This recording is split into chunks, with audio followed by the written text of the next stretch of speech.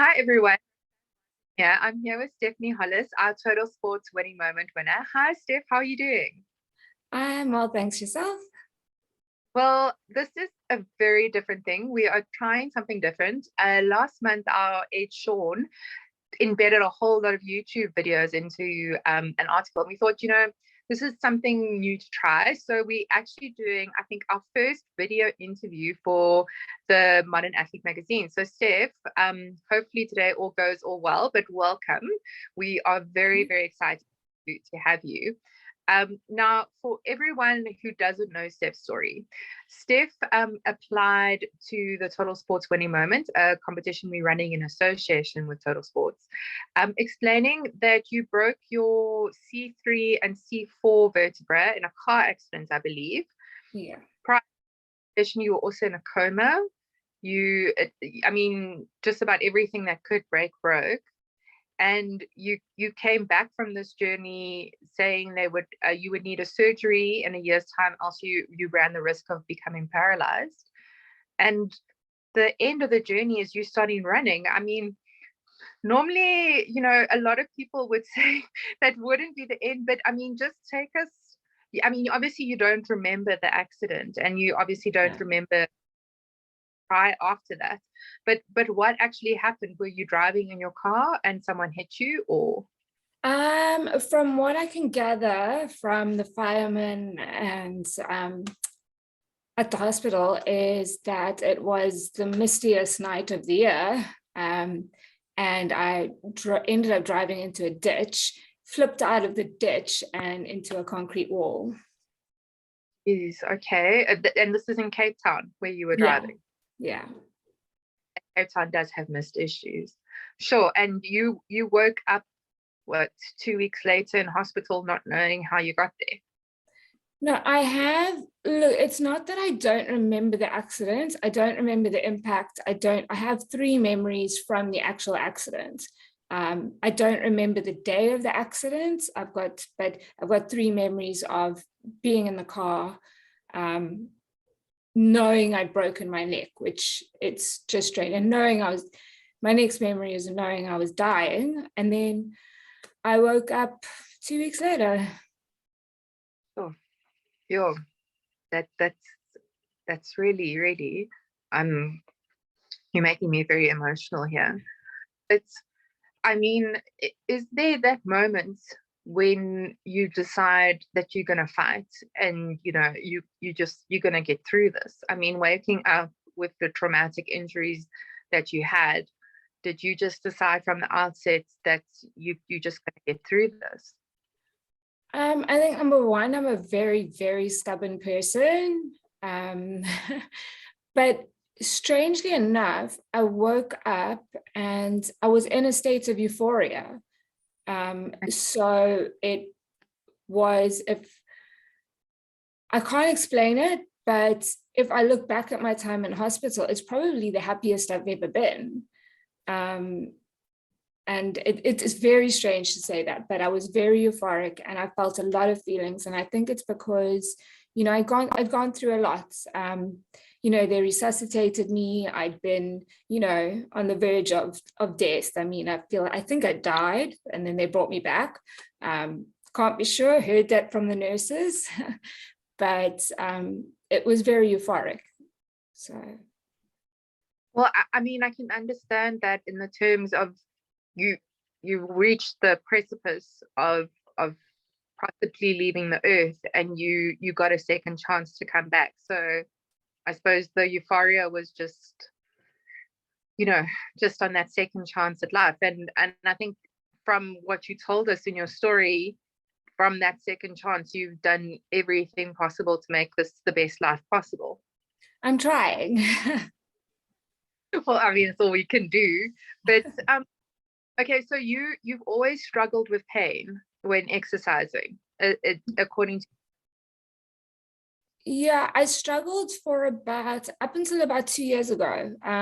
Absolutely everything I tried. Like I told you, I did one jumping jack and I had shifted my ribs, because obviously all my ribs were broken in the accident. So That didn't do well. And just anything I tried, lifting weights hurt me because of the surgery on my back.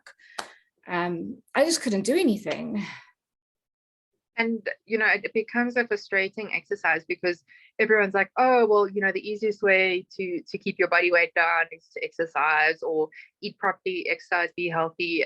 I think it's something that's sort of ingrained in our society more than ever, and here you are trying and nothing is working. So what led you down the path of actually starting to run? Well, I think just before I started, I was honestly at the point of just giving up and accepting that this is my life. And my dad runs a lot. And I decided one day to just try. I thought, last chance, I'm going to do this C to 5K app. And my dad ran with me, which I think irritated him so much because I had to stop and start and stop. But after I did that, while I was doing it, I realized that for the first time, there was some exercise that didn't actually hurt my body.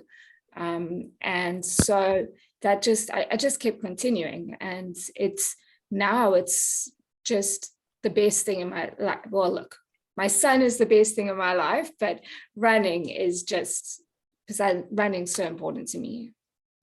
No, and I think that's what really spoke to the winning moment, because obviously, being mainly a running publication, we, support running in whatever way we can. But your story just really, really touched me so deep, because you've just gone the darkest of dark and you've come back.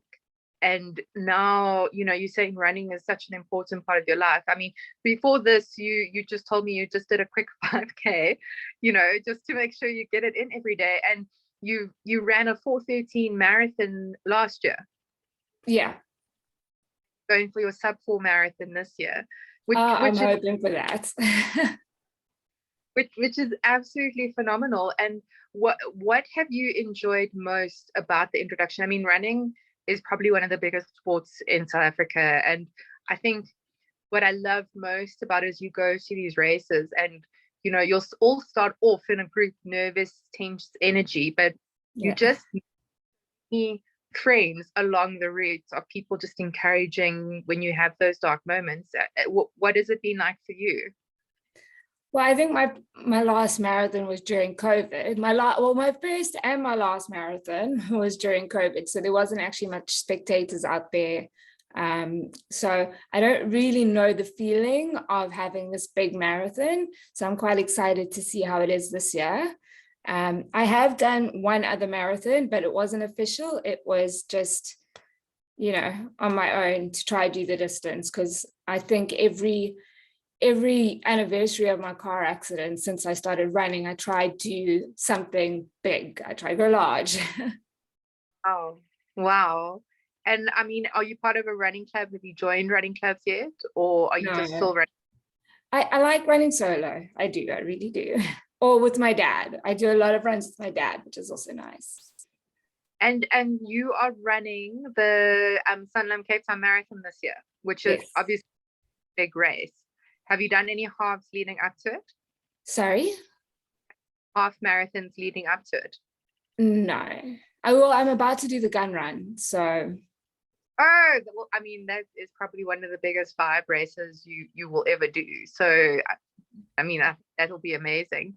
And when you run, obviously, I mean, it's an exercise that doesn't hurt, but have you had those dark moments in running where you have to sort of reflect and say, I can do this, I can keep going? And do you find that, after the accident, it's easier to motivate yourself? When I run, what I find the best thing about running is that I put my headphones on and nothing else matters in the world. My foot hits the ground. I don't know if my feet are hitting the ground correctly, but they hit the ground, and that's the only thing that matters. Everything else just goes away, and it's almost like a meditative state for me. So that's why I love it so much, I think. and just like a release from everyday life and that escape. And I mean, the bonus is it keeps you healthy, fit, and strong. Yeah. And now, did you have that second surgery a year later? That the one they said that you had to have, or you would be paralyzed? Yes, I had it. And tell me about going into that after everything you've been through. A year later, you facing the prospect of possibly being paralyzed. Was it a touch and go? Did they say to you that the surgery is an easy surgery, or was it quite complicated? I don't think it was quite complicated. I think it's a routine surgery. My neck had become unstable, so they had to do a fusion on my high Cs. But I was terrified. I think any kind of neck surgery that you have, especially in an area that is, those vertebrae can paralyze you. And I think that kind of surgery, it's just terrifying. I think just before the operation, I was saying, no, let's go. Not going to do it. Not going to do it. But I mean, had you started running before this? Before having? No, my running journey only started, I'd say, about 2 years ago. Okay. And the accident is how many years ago? Oh, I think 6 or 7. It was the 11th of April, 2015. Okay. So it's been a long journey. And what did the doctors say when they heard you'd started running? Were any of them a bit worried, or did they have any cautions against you running, or did they say go ahead? I didn't ask, so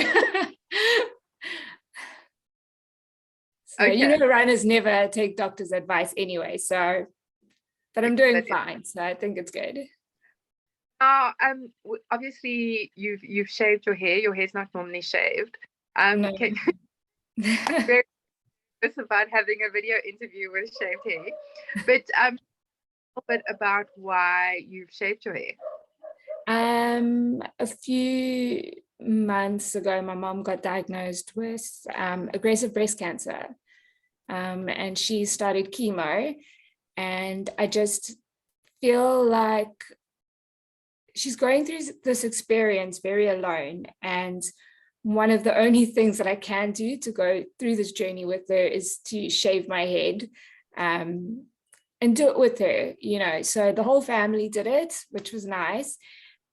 Some people don't appreciate you shaving your hair. They feel a bit funny about it, but I could see my mom, she appreciated it, and she's quite excited that her daughters did it, and we donated our hair to cancer. So that's amazing. That it's, I think, so much more prevalent at the moment, and we've been involved with chock cows for a long time, but more and more we're seeing cancer in the society, more cases, and it's just devastating to have to go that, especially with a family member. I lost my father to cancer, but I think being able to do little bits is really all you can do to support, and you're also raising funds for your Cape Town Marathon to support cancer. Which cancer? Breast? Are you supporting the pink drive, or which cancer society?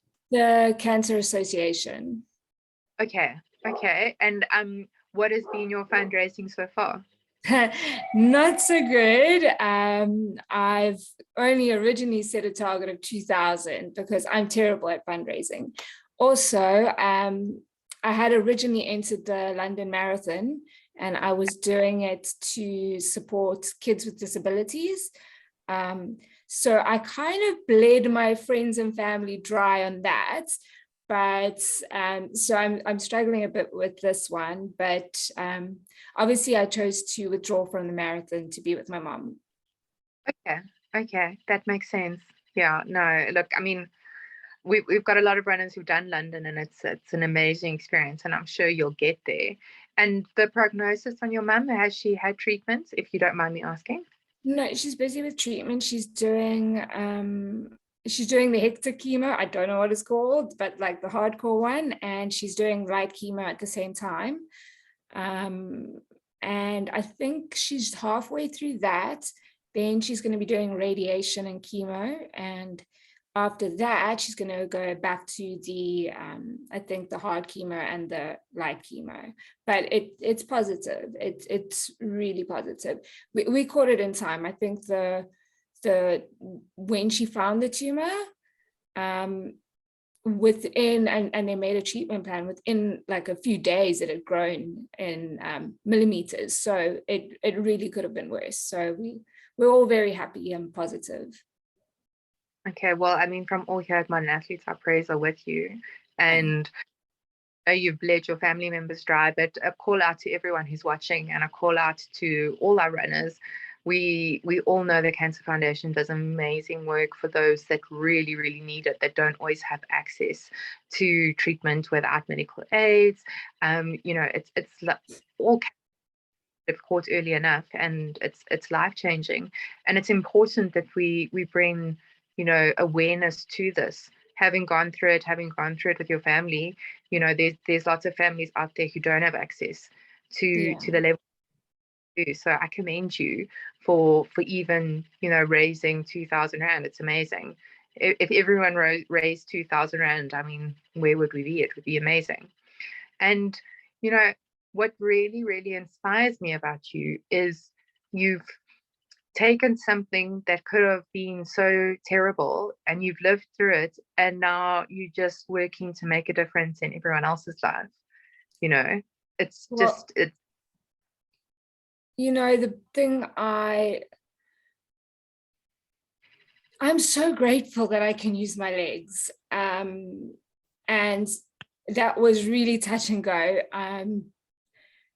and yeah, so I'm really lucky. And the fact that I can still use my legs, and I honestly don't know if that's going to be forever.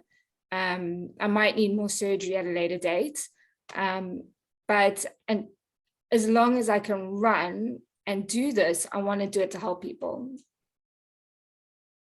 So when you say, oh, sorry, I'm getting all emotional again. When you say you don't know how long, you woke up, and was it a case that you couldn't move your legs, or that did you have to learn to walk again, or? No, look, the one memory that I do have is that I immediately knew, when I was in the car, I immediately knew I'd broken my neck. And I just at that moment felt that no one was going to find me, and my head was hanging down like this, and I couldn't lift it, but I could move my eyes, and I could see my cell phone just within like this much reach of my hands, and I couldn't move. I couldn't get there to call for help or anything. So my other memory is quite funny, lying in the ambulance screaming that I was paralyzed. But when I got to the hospital, they were really amazing. I think that the doctors, everyone, were just absolutely incredible. They put me in the coma just to kind of figure out how to operate on me. And when I woke up, it wasn't a case of that I was paralyzed. It was more that I'd just been in a coma for so long that I went into, can't remember the word, I think it's muscle atrophy, that I couldn't walk. But I mean, that must be terrifying in itself. And were you married at the time of the accident?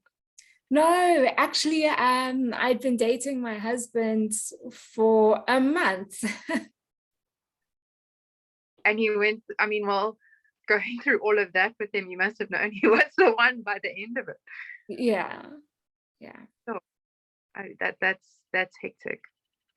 But Steph, thank you so much for writing into us, and thank you so much for being to share your story.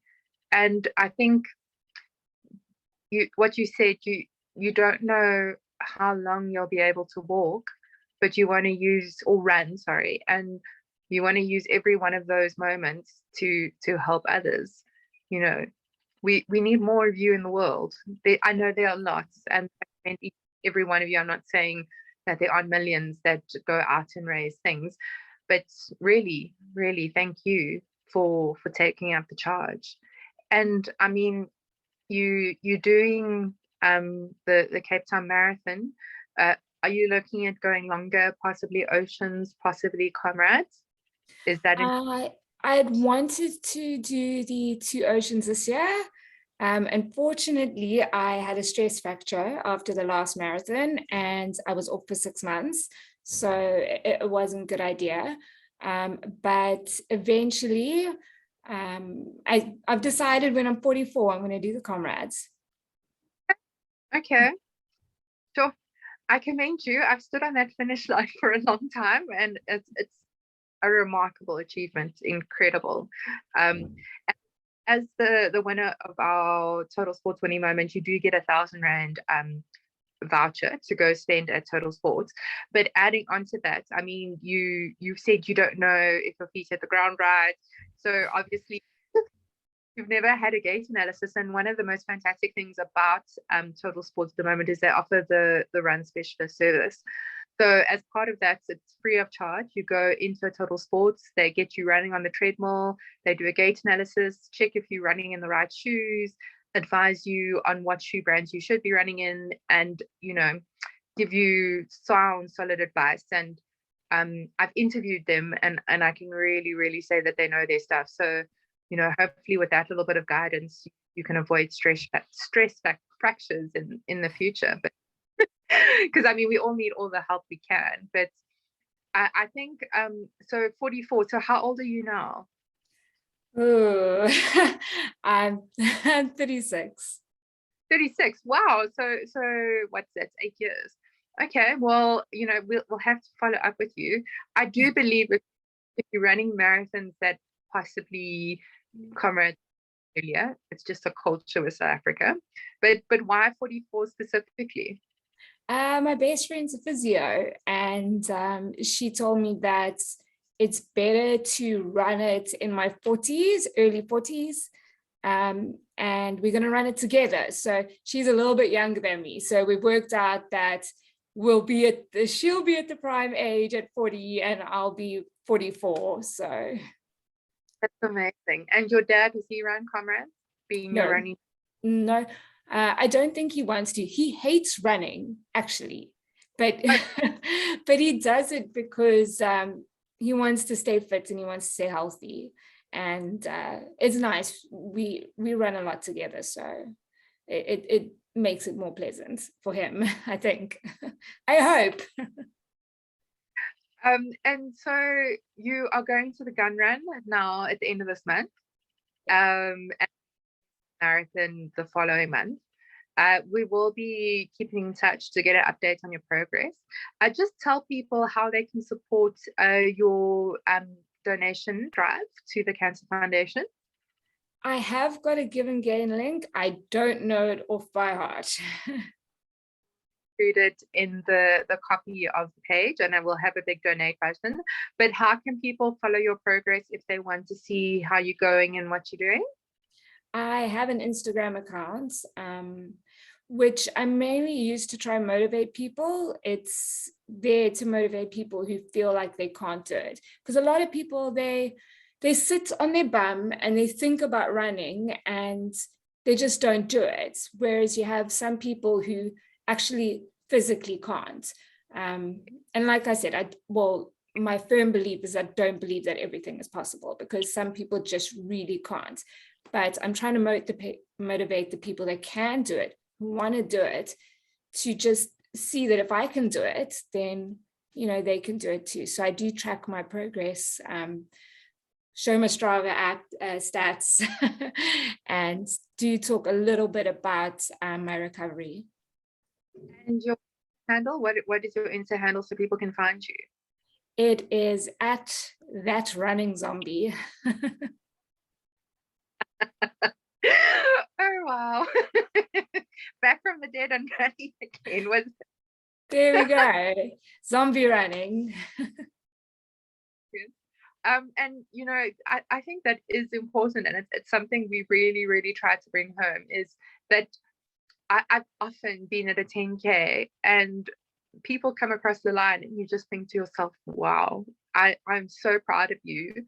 This is an amazing thing you've done. And it's not the people who win, it's the people that come, like in right at the back, but they are there and they're doing it. And, you know, like we always say, what's your excuse? I mean, there was a lady who did the Comrades in a Wheelchair this year, from Great Britain. Her name eludes me. I watched the video on Facebook today, but there are people in wheelchairs doing Comrades Marathon. It's just amazing. And I think that's why I love running in South Africa, because it really captures the human spirit. And, you know, I wish you good luck on your sub-4 marathon. I'm 100% positive. And, you know, thank you for being there and motivating other runners to do more and be more. Thank you. Well, you know, that is the end of our first video interview for Modern Athlete Magazine. Steph, thank you so much for sharing your story. We really appreciate it. And we will put the links for her Give and Gain profile. We will also put the handle for her Instagram. So if you want to continue following Steph's journey as she raises funds for the Cancer Foundation and motivates her mom to kick cancer's ass, then please get involved and help her reach her goal. And Steph, run, as the One Republic would say, and keep doing it and keep motivating. Thank you so much. Thank you.